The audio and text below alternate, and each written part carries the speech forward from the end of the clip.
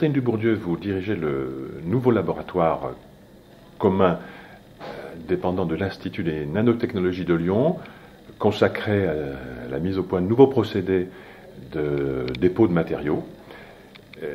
Pouvez-vous nous expliquer à quoi pourront servir les applications que vous allez mettre au point?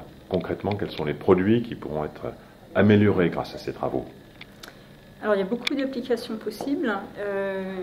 Nous allons nous intéresser en particulier à des applications en nanoélectronique, c'est-à-dire que ces équipements permettent de faire des couches très minces qui peuvent par exemple servir pour faire des transistors que l'on a dans nos ordinateurs.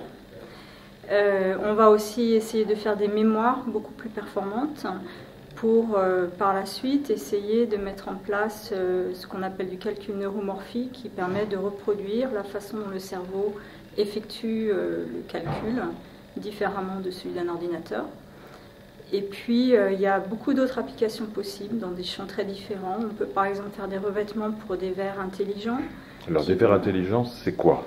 Un verre intelligent, c'est un verre qui va changer de couleur en fonction de l'ensoleillement, par exemple, qui va s'opacifier.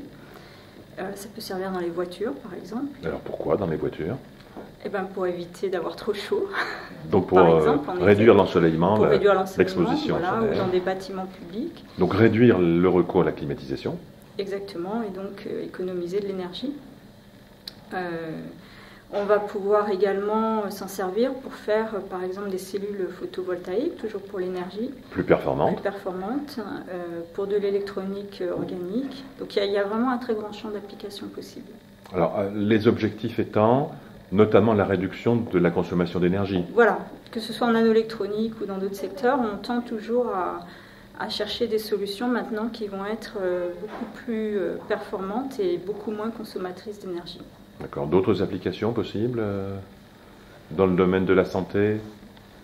Oui, dans le domaine de la santé, on a des interactions dans ce laboratoire avec l'équipe de nanobiotechnologie, donc on a également des applications possibles dans ce domaine-là.